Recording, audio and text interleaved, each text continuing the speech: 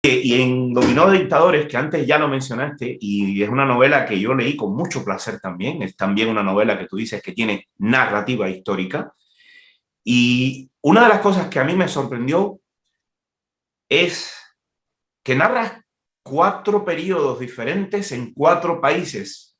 Bueno, realmente tres al final, pero yo decía, ¿cómo va a encajar todas esas historias? ¿Cómo va a ser posible que él pueda mantener a estos personajes todos, a Tony Guiteras, al personaje en Alemania, al otro personaje que tienes también dentro de al tipo al que va en la brigada a combatir en Girón?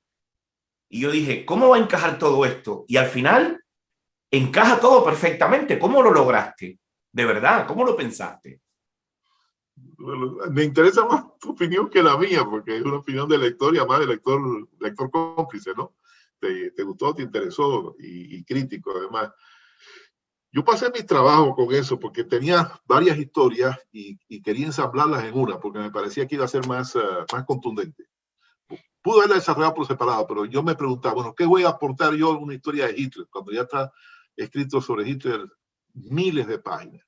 ¿Qué voy a aportar sobre Trujillo? Que hay varias novelas escritas sobre Trujillo, varias historias, biografías sobre Trujillo, la propia que mencionamos de Vargas Llosa, etcétera, de la fiesta del Chivo. ¿Qué voy a aportar yo sobre Fidel Castro, que tiene decenas de biografías y libros escritos sobre él, entrevistas voluminosas de horas y de días y de meses, etcétera? Y otros que eran personajes desconocidos o poco conocidos, como el caso de Tony Guitera, que yo creo que para mí es el personaje olvidado de la Revolución del 30, el más contundente. Murió o lo mataron temprano, en el año 34, 35, pero era el que tenía una hechura de líder increíble en un periodo de gran conmoción social como fue la Revolución del 30. Y luego ese personaje del alemán, fíjate que no tiene nombre en la novela, ya me lo han dicho algunos. ¿Por qué Sí, pusiste K? Digo, precisamente por eso. sí. Fíjate que no Y, pude ponerle nombre. Ahora mismo no te puedo decir el nombre. ¿ves? Fue consciente, porque K es como el K del proceso, ¿no? Y es un tipo así, kafkiano, ¿ok? Personajes que está en Alemania, está en España durante la guerra civil, cumple misiones de killer internacional, lo mismo en Alemania que en España, que en Cuba, con la cuestión de los submarinos norteamericanos y de cualquier tipo. También había barcos cubanos que fueron afectados por los submarinos alemanes. En Dominicana. Al final, ¿no?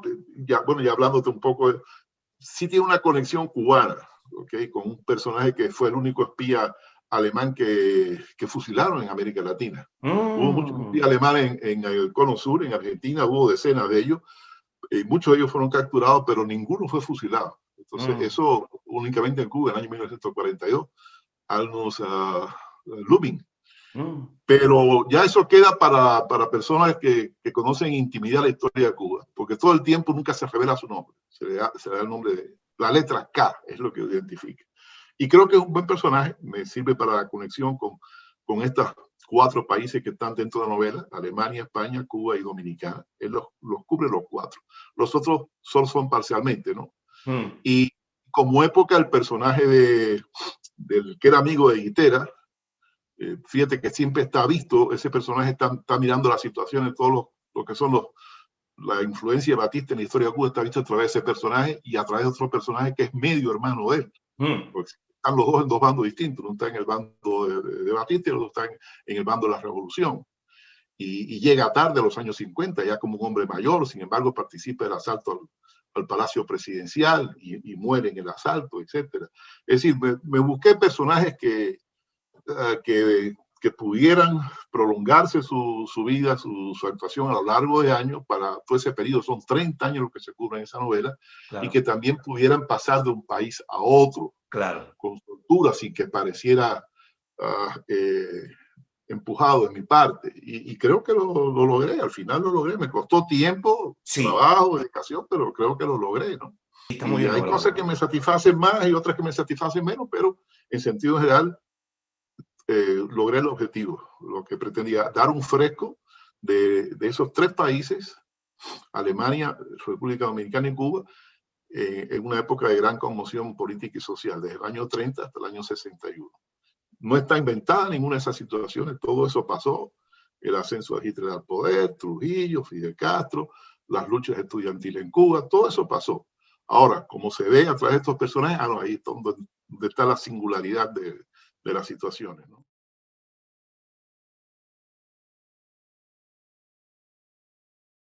Yo veo también en el resto de tus libros, incluso ya no solo desde el punto de vista de la estructura de tus novelas y demás, sino también cuando yo leo algún libro tuyo en el cual tocas el cine, ya sea en el libro de los libros, ya te digo, del cine contemporáneo latinoamericano, o en el último que tienes, que he tenido el gusto de leer y de editar y de maquetar y demás. Y en ese libro yo también siento que hay el libro de cine de humor latinoamericano, cine de humor hispanoamericano. Yo siento que hay una cercanía que tú tienes como autor a esos filmes en los que tú tratas, que yo a veces me cuesta encontrar en otras investigaciones, en las cuales a veces tú sientes, dices, coño, este tipo, el autor o del libro, del ensayo o de la investigación que yo estoy leyendo, me está hablando de determinadas cosas sobre el cine que él está tratando, pero no encuentro una empatía o una cercanía con el cine que él está tratando en su investigación.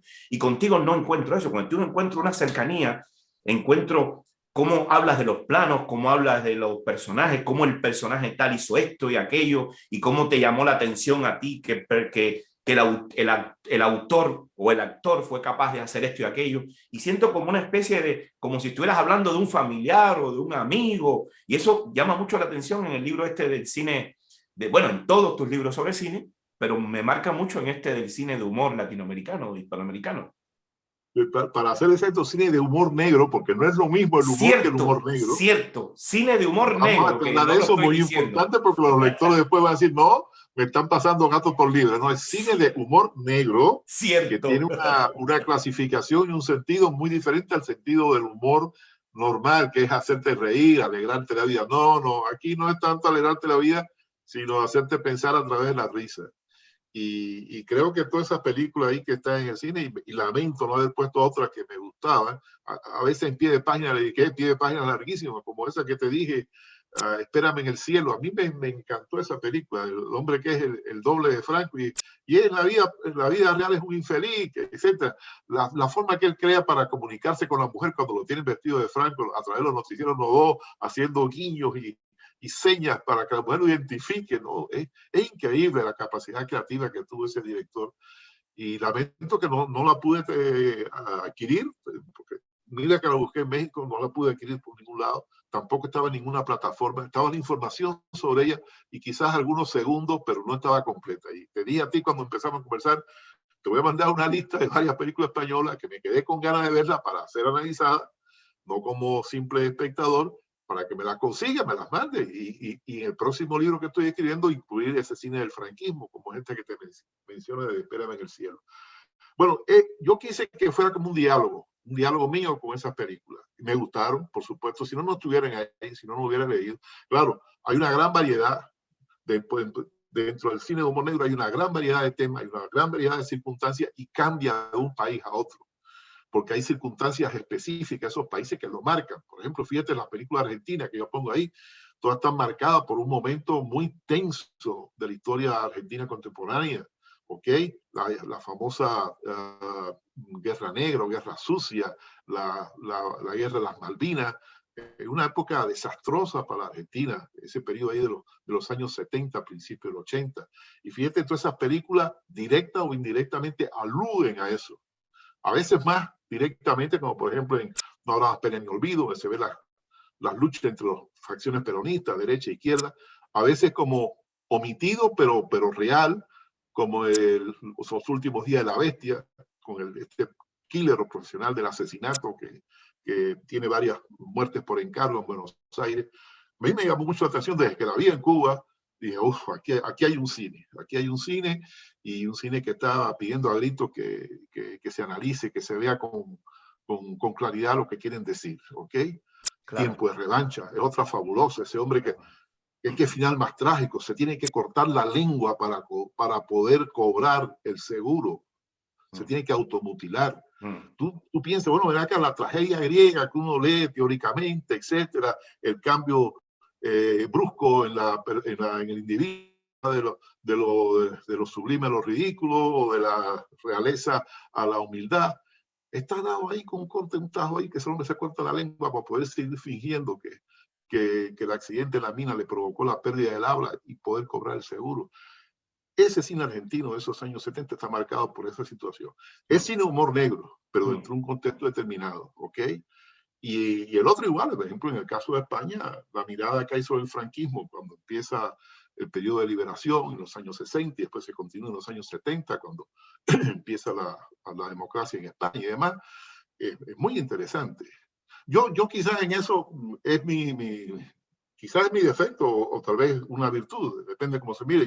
Acuérdate que hoy muchos años historia social del arte y la literatura. Tú siempre estás diciendo en entrevistas, mi profesor de historia del arte. No, era historia social del arte y la literatura. Cierto. Y mi libro de cabecera, yo preparé esos programas con Arnold Hauser, que es necesario decirlo. A mí no me da ningún tipo de pena decirlo, que Hauser me inspiró a hacer ese programa para la universidad, porque en sus 3 o 4 tomos que cubría desde la prehistoria hasta el siglo XX está la historia social del arte y la literatura, con un enfoque social, marxista, como le quieras llamar. Entonces, llevar eso al cine, en el cine de humor negro, fue una preocupación mía, porque sabía que en esos años del 60, 70 y 80 estaba una historia reciente de América Latina que no se recogió ni en la prensa porque había censura, o en la política porque había dictadura y todas estas personas estaban clandestinos o tenían que existir marginalmente, y que empiezan a aflorar después, muchos años después de que pasaron esos hechos, ¿ok? O si salían en ese momento tenían que salir de una forma no presencial en primer plano, sino de una forma secundaria, como es el caso de este cine argentino de la época de la dictadura. Y fue un propósito consciente mío de un poco de elaborar los temas a partir de ayudarlos a conocer, ¿no? Quizás sea una de las virtudes del libro. Claro, ese sentido sociológico sí, de la historia contemporánea de América Latina a través del cine de humor negro.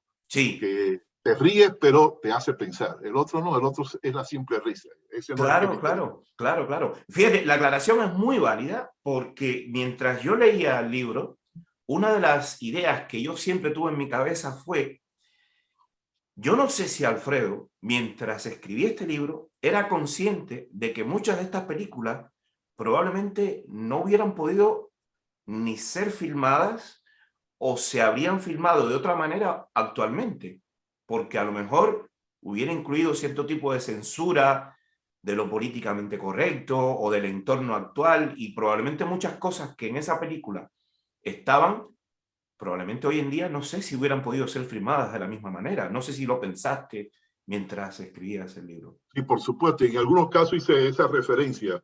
Por ejemplo, cuando en Cuba hablaba de la película de Gutiérrez Alea, sobre todo la de la década del 60, creo que en el libro está Las 12 sillas y está Los sobrevivientes y La muerte de un burócrata. Las 3 de las mejores comedias que hizo. Hay muchas veces que la gente recuerda a Titón y dice, no, las películas dramáticas, porque además que se acuerdan de Fresa y Chocolate o hasta cierto punto, que son las más dramáticas de él. Pero él tiene más comedia que películas dramáticas, si viene a ver. Las 12 sillas es comedia, La muerte de un burócrata es comedia, Los sobrevivientes es comedia, Guantanamera es también comedia y tiene elementos de humor negro.